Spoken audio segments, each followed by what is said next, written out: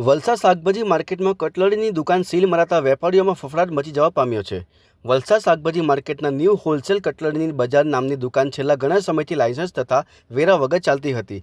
હાલમાં નગરપાલિકા દ્વારા માર્ચ એન્ડિંગ ચાલી રહ્યો હોય, જેને લઈને જે પણ દુકાનદારે વેરો ન ભર્યો હોય તે દુકાન સીલ કરવાની હોય છે।